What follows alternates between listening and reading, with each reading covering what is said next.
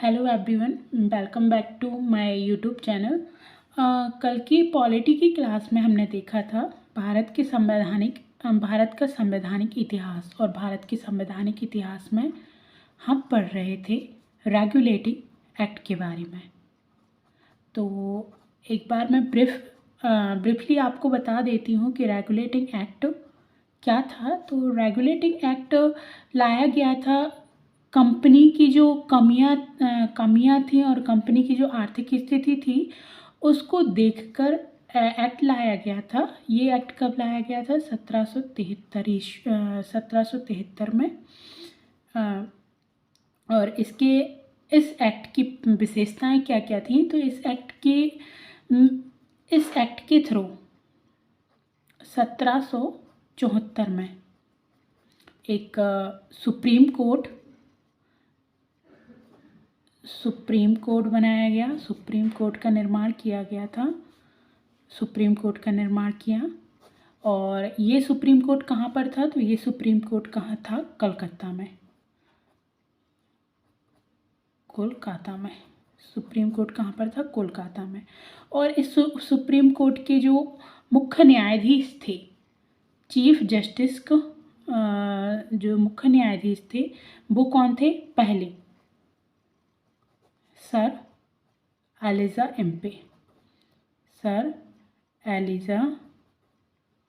एम्पे। इसके बाद इसका सेकंड जो प्रावधान था, इसमें क्या कर दिया गया था कि कंपनी के जितने भी कर्मचारी हैं, कंपनी के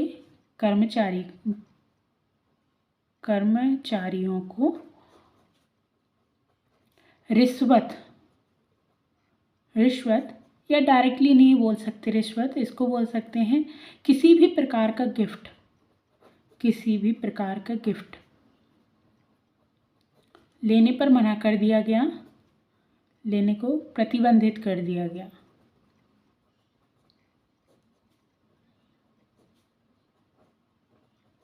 और इसका जो थर्ड पॉइंट था वह था कि जो बंगाल का गवर्नर उसको क्या बुलाया जाने लगा? उसको बुलाया जाने लगा गवर्नर जनरल। बंगाल के गवर्नर को गवर्नर जनरल नाम दिया गया। अब बंगाल का पहला गवर्नर कौन था? तो याद रखिएगा, बंगाल का पहला गवर्नर था रॉबर्ट क्लाइव। और पहला गवर्नर जनरल, ये तो हुआ पहला। और पहला गवर्नर जनरल कौन था? तो पहला गवर्नर जनरल था वॉरेन हेस्टिंग। अब क्वेश्चन बनेगा कि बंगाल का आखिरी गवर्नर जनरल कौन था? तो आखिरी, जब पहला ये है तो उसके पहले गवर्नर हुआ करते थे, तो आखिरी गवर्नर भी कौन होगा? Warren Hasting. और पहला गवर्नर पूछा जाए तो उसका वह है रॉबर्ट क्लाइव। यहाँ तक मैंने कल की क्लास में पढ़ा दिया था। इसके बाद आते हैं कि दूसरा एक्ट कौन सा आया। तो दूसरा एक्ट आया 1781 में, और इसको बोला गया संशोधनात्मक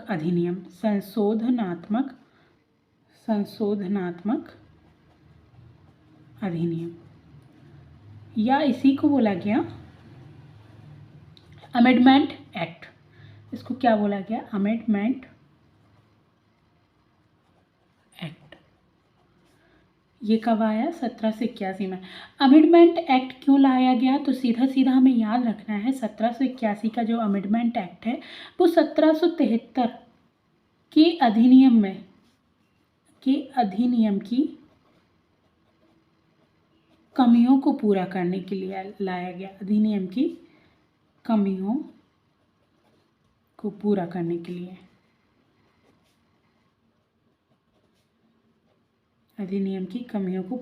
के लिए लाया गया।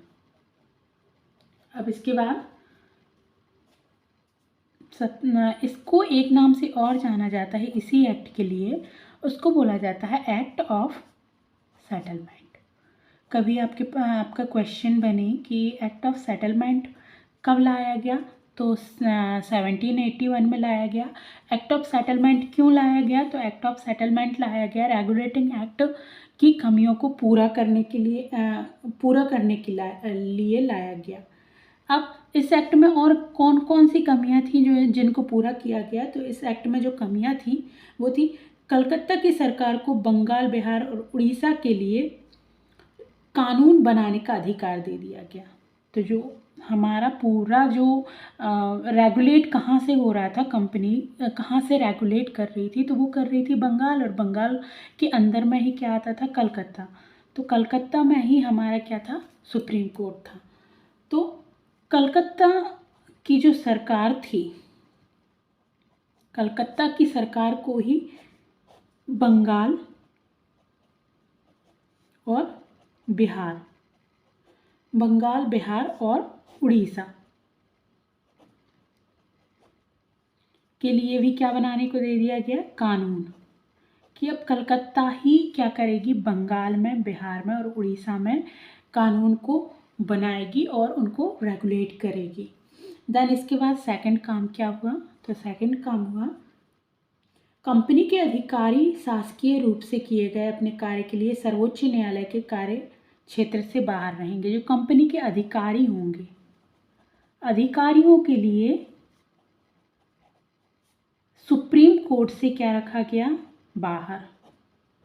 सुप्रीम कोर्ट से बाहर रखा गया। ठीक है। इसके बाद सुप्रीम कोर्ट का अपना एक क्षेत्राधिकार दे दिया गया। मतलब सुप्रीम कोर्ट के लिए बता दिया गया कि आपके कौन कौन से कार्य हैं और किन किन कार्यों में आप अपना निर्णय दे सकते हैं। इसके बाद आता है, इसके बाद हमारा तीसरा एक्ट आता है, जिस एक्ट का नाम क्या है? Pitt's India act. Pitt's India act. अब ये पिट्स नाम क्यों पड़ा और ये कब आया? ये आया 1784 में। तो पिट्स इंडिया एक्ट कब आया? 1784 में आया। और इसका नाम पिट्स क्यों पड़ा? तो ब्रिटेन की संसद में एक व्यक्ति हुआ करते थे जिनका नाम था विलियम पिट्स दी यंगर। इनका नाम क्या था? विलियम पिट्स दी यंगर। इन्होंने इस अधिनियम को क्या किया था? बनाया था। इस अधिनियम को बनाने का काम किसने किया था? विलियम पिट्स दी यंगर ने। इसलिए इस अधिनियम का नाम पड़ गया पिट्स इंडिया एक्ट। कब आया? 1784 में आया।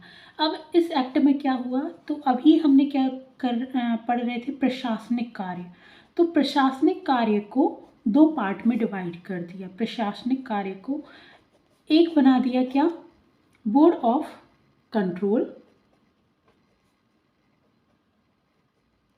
Board of control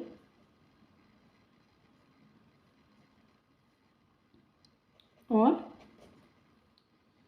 board of director. Board of director. अब बोर्ड ऑफ कंट्रोल और बोर्ड ऑफ डायरेक्टर प्रशासनिक कार्यों को दो पार्ट में डिवाइड कर दिया यहाँ पर। और बोर्ड ऑफ जो कंट्रोल होता था, इसकी जो नियुक्ति होती थी, ज्वाइनिंग होती थी, वो कौन करता था? तो वो करता था इंग्लैंड का सम्राट। इंग्लैंड के सम्राट के द्वारा होती थी। इंग्लैंड का सम्राट करता था। क्या करता था? नियुक्ति। अब इसके बाद सेकंड काम क्या हुआ इसमें? तो भारत में प्रशासन गवर्नर जनरल तथा उसकी 3 सदस्यों वाली एक परिषद को दे दिया गया। अब जो प्रशासनिक कार्य था वो किसको दे दिया गया? तो जो गवर्नर जनरल था, गवर्नर जनरल, उसकी जो कितने सदस्यीय परिषद हुआ करती थी? 3 सदस्यीय परिषद हुआ करती थी। 3 सदस्यीय परिषद को दे दिया गया।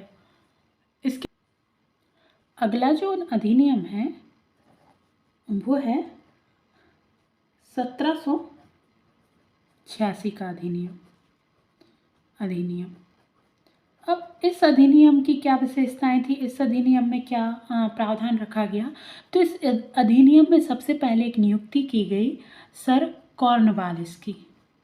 कॉर्नवालिस बंगाल का जो गवर्नर बना वो कॉर्नवालिस बना। अब इसको कहाँ से बुलाया गया था, इसको ब्रिटेन की संसद से बुलाया गया था। तो इसने अपनी कुछ शर्तें रखी, जिनमें से पहली शर्त थी कि इसे क्या बनाया जाए, इसे गवर्नर जनरल को मुख्य सेनापति की शक्तियां दी जाएं। तो पहला जो था, गवर्नर जनरल को मुख्य सेनापति की शक्तियां दी गई, जो कि आज हमारे राष्ट्रपति के पास जो मुख्य सेनापति की शक्तियां होती हैं वो यहीं से निकल कर आई हैं, शक्तियां दी गई। इसके बाद गवर्नर जनरल को अपनी परिषद के निर्णयों को विशेष परिस्थिति में रद्द करने अथवा अपने निर्णय लागू करने का अधिकार दिया गया। तो गवर्नर जनरल जब चाहे किसी भी निर्णय को क्या कर सकता था, निर्णय को बदल सकता था या रद्द कर सकता था। इसके पहले गवर्नर जनरल के पास यह शक्ति नहीं होती थी, लेकिन सर कॉर्नवालिस ने ही इन दो चीज़ों को शुरू किया। और सर कॉर्नवालिस की जो मृत्यु कहाँ पर हुई, तो इनकी मृत्यु भारत में ही हुई। और भारत के ही एक जगह है जहाँ पर इनकी समाधि बनाई गई है, उसका नाम है गाजियाबाद। गाजियाबाद में इनकी समाधि बनाई गई है। अब इसके बाद आते हैं हम 1793 के अधिनियम पर। अब यह 1793 का अधिनियम क्या था कि यहाँ से लग जाते हैं हमारे चार्टर एक्ट। अब 1793 का जो एक्ट आया, इसमें सबसे पहले क्या किया गया, जो चार्टर था, हमने पढ़ा था शुरुआत में कि चार्टर जब महारानी एलिजाबेथ ने परमिशन दी थी तो उससे 15 साल की दी थी, लेकिन कंपनी के लिए इसके अनुसार 20 वर्षों के लिए और बढ़ा दिया गया। 20 वर्षों के लिए बढ़ा दिया गया। इसके बाद दूसरा इसमें था कि जो सर कॉर्नवालिस को जो शक्तियां दी गई थी, सर कॉर्नवालिस को जो शक्तियां दी गई थी उनको क्या कर दिया गया, आगे आने वाले सभी गवर्नर जनरलों को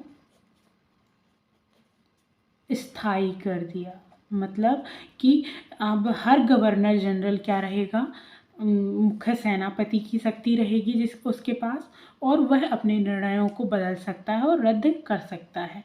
ठीक है। इसके बाद जो तीसरा हुआ वह हुआ कि इसके द्वारा सभी कानूनों एवं विनियमों की व्याख्या का अधिकार न्यायालय को दे दिया गया। तो सभी जो कानून थे, कानूनों की व्याख्या का अधिकार किसको दे दिया गया, न्यायालय को दे दिया गया। बस आज के लेक्चर में इतना ही। इसके बाद 2 एक्ट और रह गए हैं जो कंपनी के अधीन हुए। उसमें से है एक 1813 का एक्ट और 1833 का एक्ट। इसके लिए मैं एक अलग से लेक्चर बनाऊंगी और उसमें आपको एक्सप्लेन करूंगी।